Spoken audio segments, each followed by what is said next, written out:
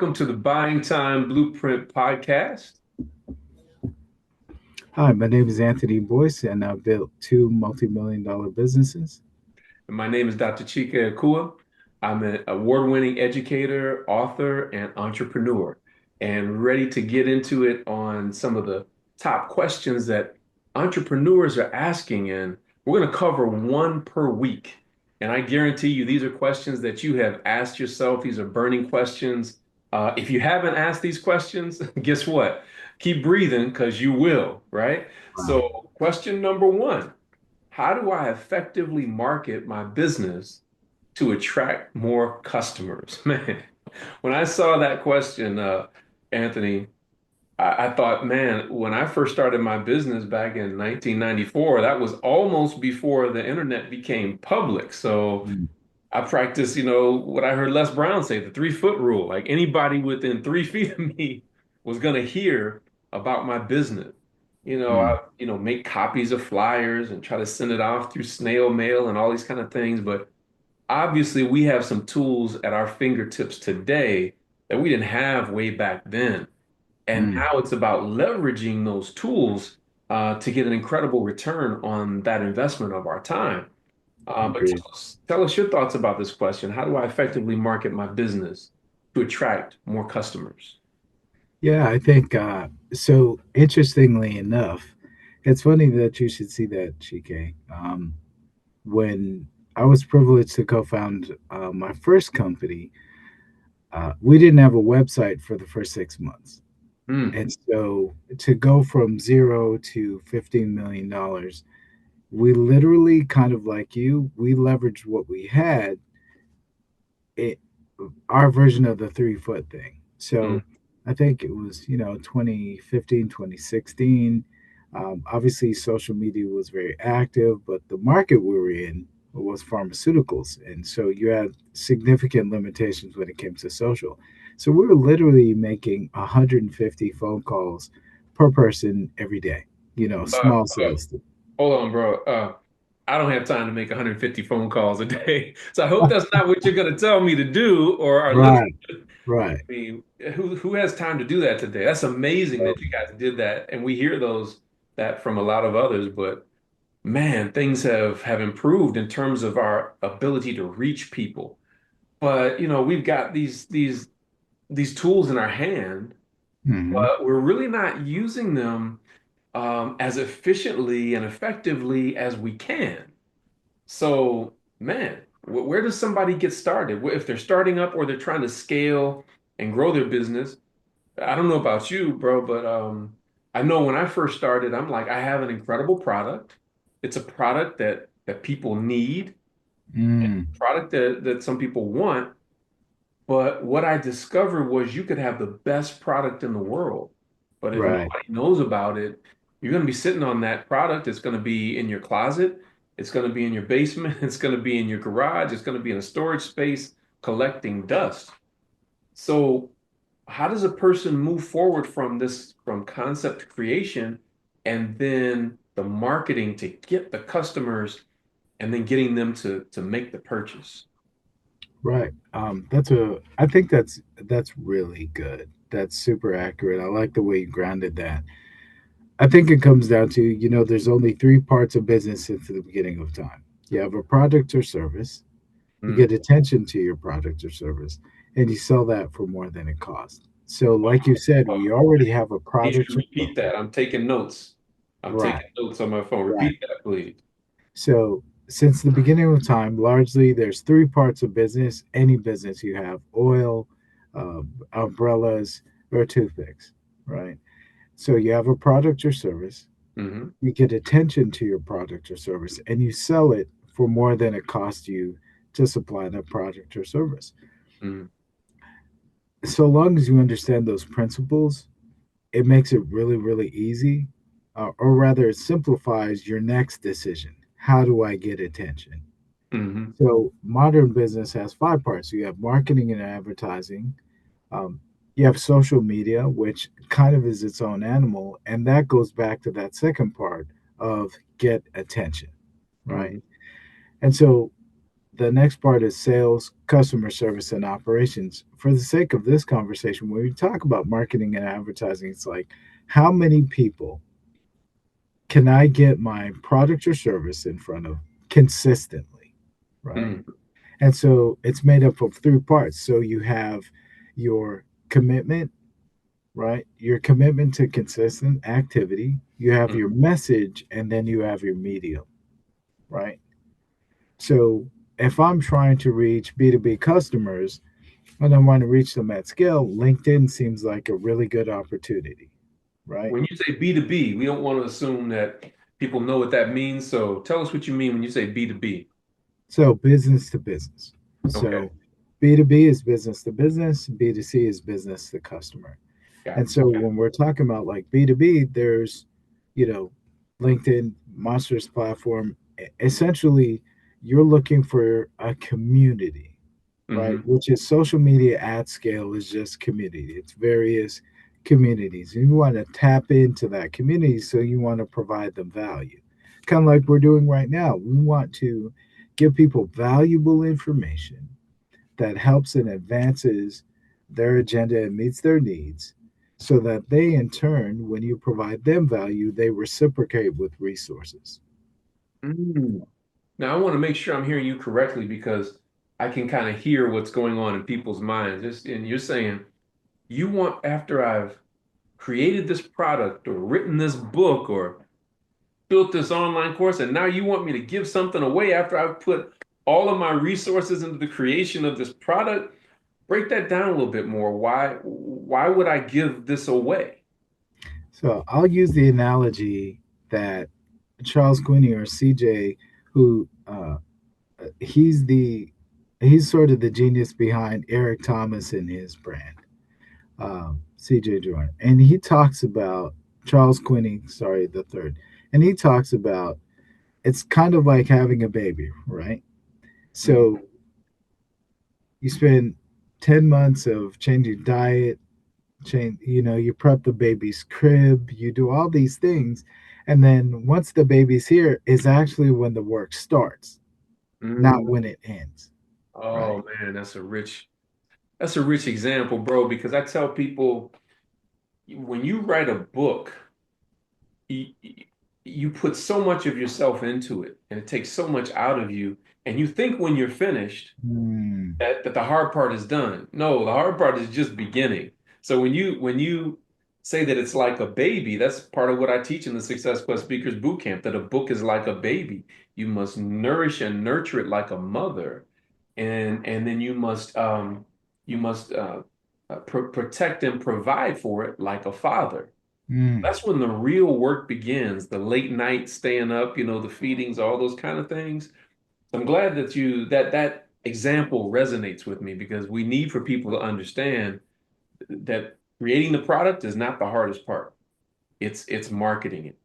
Getting attention. Yeah. And so it's interesting because when I began consulting, uh, and you and I have seen this is the number one question I get. I have this great product, I have this great service. How do I get attention? And I think, one, anecdotally and from my own experience, I know when you do good work for one person, they recommend somebody else, typically. Hmm. The majority of my clients have come from word of mouth. But I think more importantly, for those who it's their first time, they have to prove credibility. They haven't broken that threshold. They hear, oh, you have to put out content. Okay, great. So I have to tell as many people as much about my product as I can in an effective and engaging way, so that they'll pay attention. Because I'm just looking for a shot, I'm just looking for someone's attention. And so we've developed what's called the fast fix method, right? Mm. Which is, how do I, like when you have a baby, all of a sudden you have to change your sleep schedule.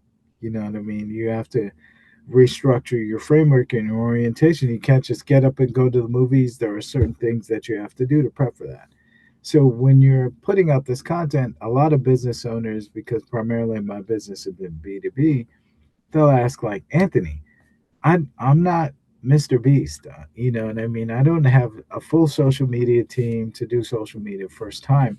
So there's a way that we can sort of kill multiple birds with one stone. So we can increase our exposure, we can prove our expertise, and then we can show up in more places where more people are all at the same time.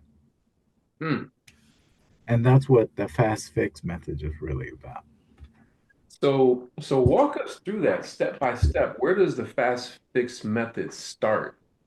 Okay, cool. So I'm going to show a quick infographic and just kind of walk through what that looks like Hmm. in a practical way. I'm a visual person. That's how, my brain works. So it makes it a lot easier if I can kind of um, visualize it that way. And Hmm. so here, I'll just go ahead and share it. So here's a quick infographic that I prepped. So we start with we need to, when we're business owners, we know time initially is money, right?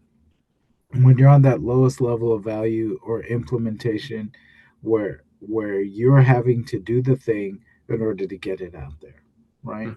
And Hmm. so it starts with the fast fix method is how do we get the maximum value on the maximum number of platforms, the max number of content with spending the least amount of time. So this is a way that we can put out over 1,000 pieces of content a year in less than 2 hours a week.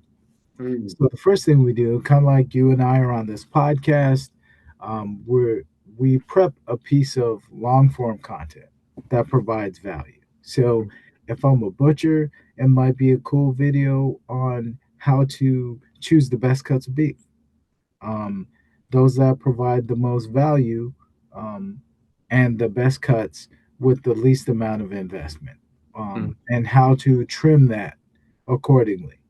Um, and so I'll go ahead and I'll create the video, I'll record it, and then I might use a tool like Opus Clip, drop the recording into that software, and automatically add subtitles. It adds a virality score, which is how likely it is to resonate. And I might get, depending on the length, if it's 30 to 40 minutes, I might get, 40 clips. Hmm. So now I have one piece of long form content and have 30 pieces of short form content. And then what I can do is I can add a call to action, like, you know, like you said, if we have a book on butchery, or if we have an online butcher store, right, an online meat supply, we might say, get our book or click here to go to our website and get the best cuts, right? So that's our call to action. So what's So really striking to me about that, I'm sorry, I didn't mean to cut you that's off, but okay. Go ahead. what's striking to me about this is I'm already we're already participating in this. We see this on our phones every day. Anytime you go on social media, anytime you go on YouTube, you see these little clips of your favorite sports star or your favorite commentator or your favorite entertainer or even just some random person with these brief clips. And if you're not careful, you get sucked into that vortex, and before you know Oh it, yeah, you're watching that the kind of doom stuff. scroll. Yeah, yeah, doom scrolling and so forth. But it's time to go from consumption to producing, Mm, consumption to production. So we're consuming this stuff every day, but we're not benefiting from it. So now it's time to get in the game. And I think it's important. I forgot to mention at the outset that we're in the lab right now. We're actually doing what you were talking. right, So right. this is happening in real time. And I Absolutely. told everybody in my circle of influence that you're going to be seeing a lot more of me in the new year because Love it. this is the process, that I'm going through. I have so much content, bro. And I know a lot of listeners probably do too. And if they don't, that's no problem because content is easy to produce with the Yeah. tools that we have. But I have so much content of my lectures and presentations and seminars. And so now I have a way based on what you've taught me of organizing and operationalizing this content and monetizing it. So that's actually the three words that I gave myself for this year are organize, systematize, and monetize. And it's Wow. based on your formula right here. Start with a long form video, use an AI clipping tool, add a call to action, and post. Man, this is Yeah. this is powerful. Go ahead. Yeah, 100%. I, it's interesting. There's because of the advent of AI and artificially created content, the algorithms are now restructuring to focus on in-person or authentic content, Mm, right? And I think the beauty of it is that we've seen it come full circle back to the value of the individual, or rather of authentic expertise. And I think that the challenge has often been, how do I compete with the bots or the research? And now we're using that to empower ourselves. So, for instance, yeah. you can jump on your phone, you can jump on your desktop, go ahead and record the video, drop it into an AI clipping tool like Opus Clip, add your CTA, which you can do at scale. You can actually save templates. It's super duper easy. It takes about, 5-10 minutes. And so then what you're able to do is this is your basic behavior. You can schedule the content, right, to be posted. So you can pick, 10 posts or 5 posts or 14 and say, for the next 7 days, you've got 2 posts a day for 7 days when you pick 14 clips. Now, the bonus here is that I can use AI, my AI assistant like ChatGPT, and I can go through, I can create a document or I can speak to it, text, a voice to text input, and I can say, hey, here's my background. I'm a business automation consultant with this many years of expertise, or I'm a professor with this many publications, etc. You can have it do deep research and just say, hey, I'm looking to reach these individuals. Walk me through how the best way is for me to do that, and what's the best quality or value I could provide in, week to week. And they'll Mm. tell you. And then you as a human can just do a quick outline on what that is in a Google Doc. And then you can have that document live. Actually, you can have that document live in Google Drive, and you can go to something like NotebookLM, which will automatically, you know, create some content for you, like a slideshow, like a short video, like an infographic, like what we're talking about here. And it can give you the capacity to create that solution. So this is something we created or in response to all those inquiries.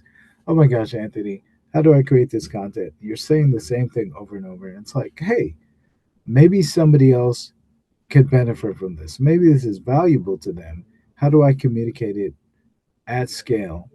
And so then you plan your year long research, one of these long form pieces of content weekly, drop it in Opus Clip.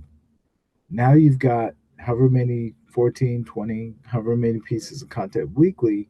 And if you do that once a week, you have content once a week for 52 weeks of the year.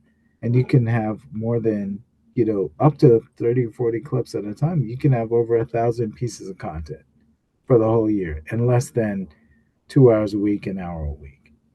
Man, this is actually absolutely game-changing information. And as I said, I'm in the midst of enacting this right now. But in going back to our original question, the original question was, how do I effectively market my business to attract more customers? And what's interesting is I've had several people, one just told me this, was it yesterday? I think it was yesterday or earlier today, that they were so impressed with my web presence. Mm, And I said, I haven't even started, I haven't done what you said yet. I'm still uh, creating the clips and about to set them to go out.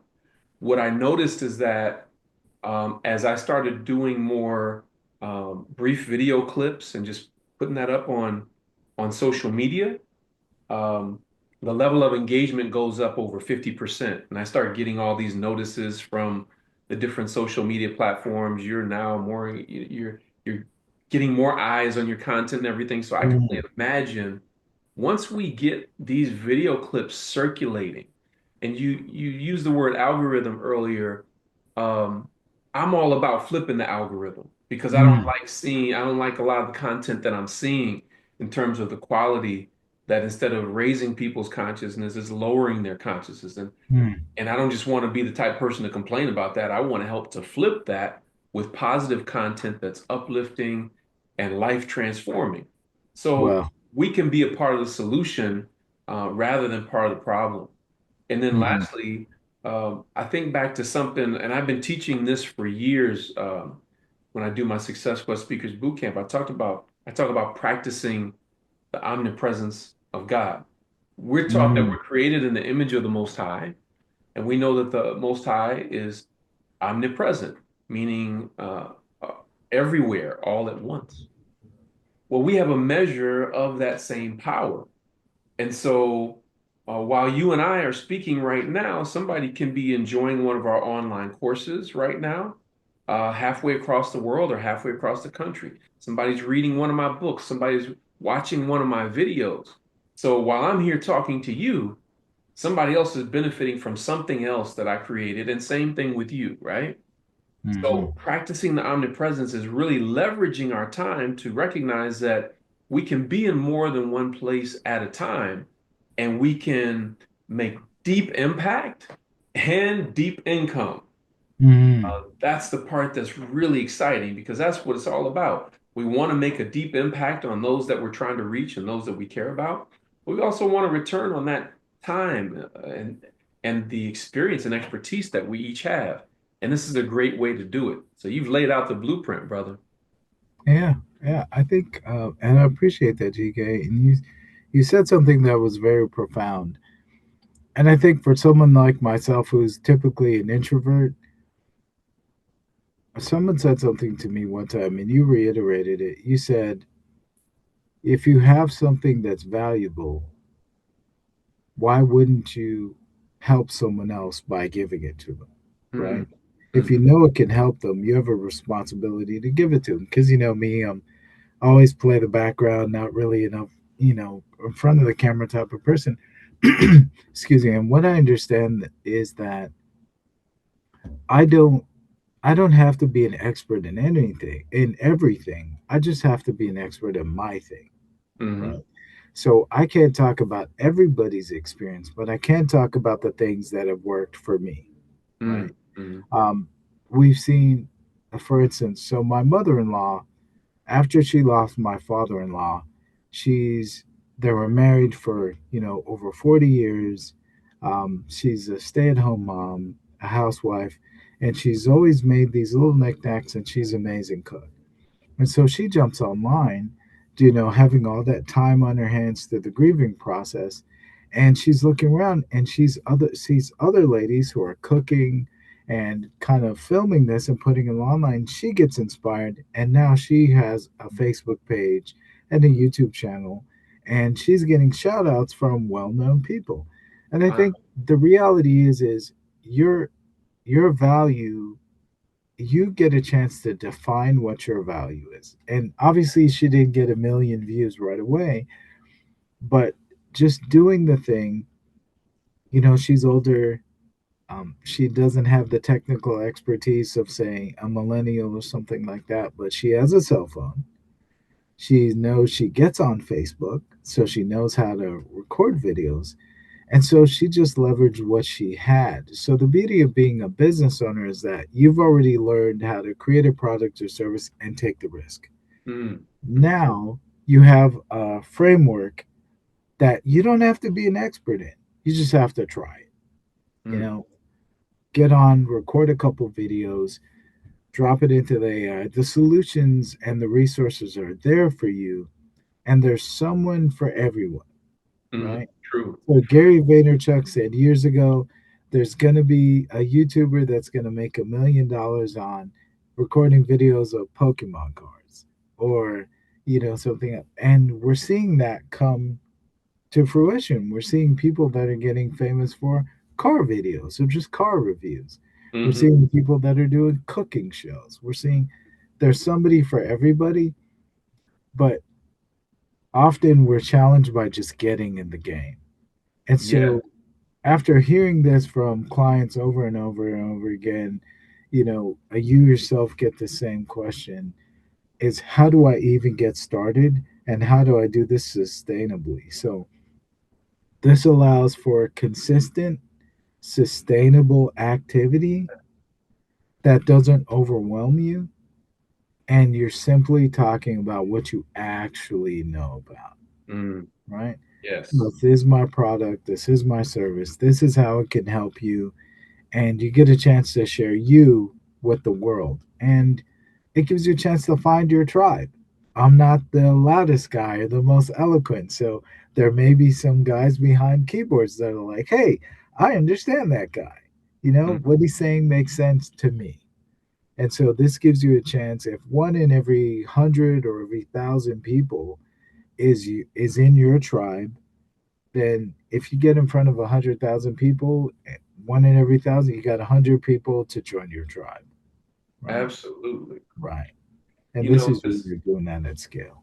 and to summarize this, I'm always trying to chunk things down into Mm, that I can remember.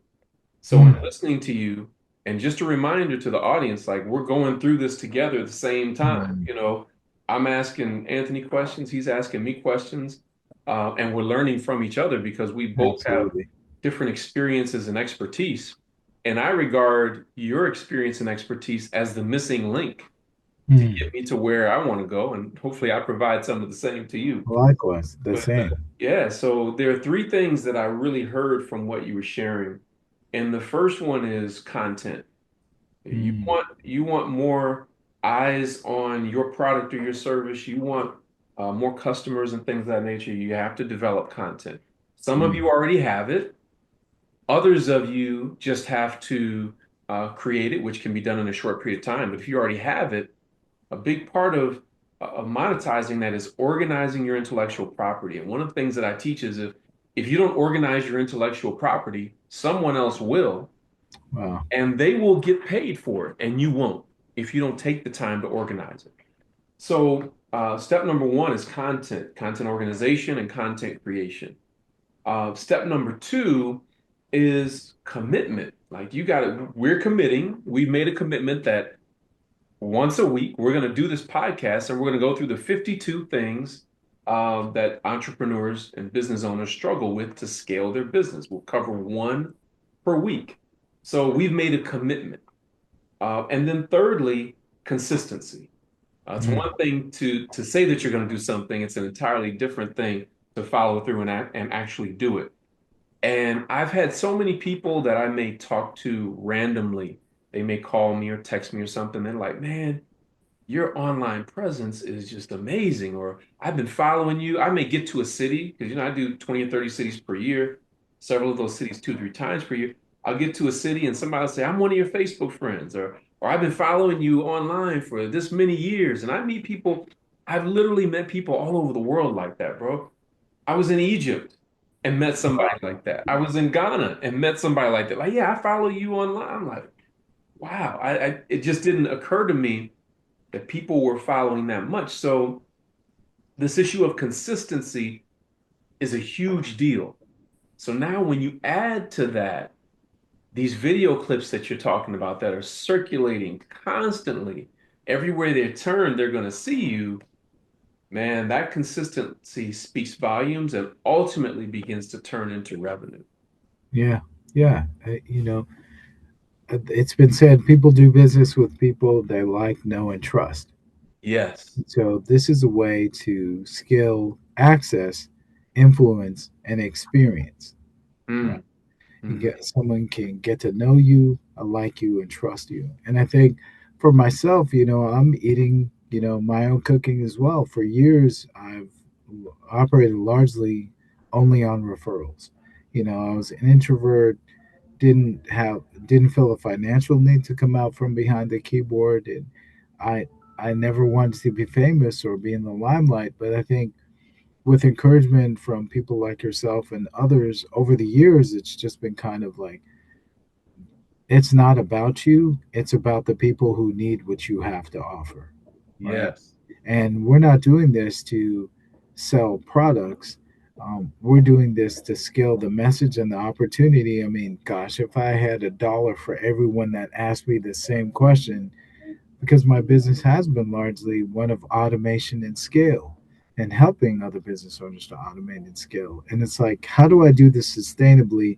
I'm a solopreneur, or we have a small team, and I'm not super tech savvy. Anthony, what system or framework can I do this, like you said, Chike, consistently, Hmm. and sustainably? And so, when you started in '94, we didn't have Opus Clip. You know, Hmm. we didn't have, the new iPhone. We didn't have, There was no you YouTube. right. And no YouTube, we didn't have Zoom where functionally you have a recording studio in your home or on your desktop. So I think the value here is in gratitude and awareness in recognizing what we have Hmm. and in learning how to use it effectively, just good stewardship, right? Yes. How are we stewarding our time, our talents, and our opportunities? And, like you said, when we talk about the creator, we have a gift, and our gift will make room for us, right? Mm. And so Absolutely. there's a Chike and an Anthony size hole in the world, or in need of a Chike or Anthony size solution. And so there's already an opportunity out there. But again, seek and you'll find, ask and you shall be given, knock and it'll be open. But you have to do the work. And Yes. so this is low hanging fruit where, hey, I just record one video, I get 30 clips, and then I add a call to action. Call me, text me, book a call, check out my website. And then I place it out there for those who are interested to find it. And that's it. It's super Yeah. simple. That's how you do it, man. And I know when we talked about doing this, we said we wanted to keep it to about 30 minutes. And guess what? I forgot to check the timer. I Oh, think wow. we're coming up Okay. about around 30 minutes because we wanted it to be something, people can listen to in a short period of time, maybe on their way to work. But if you're in the Atlanta metropolitan area like me, probably takes you more than 30 minutes to get to work. But nonetheless, we're going to sum it up, brothers and sisters, by saying, it's about these three things: content, commitment, and consistency. And when we Correct. talk about that commitment and consistency, I just want to remind all the listeners that action creates attraction. You Mm, can't sit mm. back and just do something once and then, oh, that didn't work, because you didn't get the number of clicks and likes that you wanted and so forth. You got to make a commitment. You have to be consistent. And action really does create attraction. It will attract more people, more energy to what you're doing, and just the very act of taking action sends that energy out into the universe and it comes right back to you multiplied. And so we hope that you've enjoyed and learned from this first episode. We're excited to go through these 52 questions that we're going to be dealing with because, as I said before, we're in the laboratory ourselves, wrestling Mm. with these questions and seeing what works and using our experience and expertise to make them work. So, thanks for tuning in. Listen, if you enjoyed this, make sure you share it with somebody and make sure you respond. If you want to ask a question, make sure you send us a message, but definitely also make sure that you tune in for the next one. All right. So again, my name is Dr. Chike Akua, My name's Anthony Boyce. and we want to thank you for joining us. This is the first of many. We'll see you next time.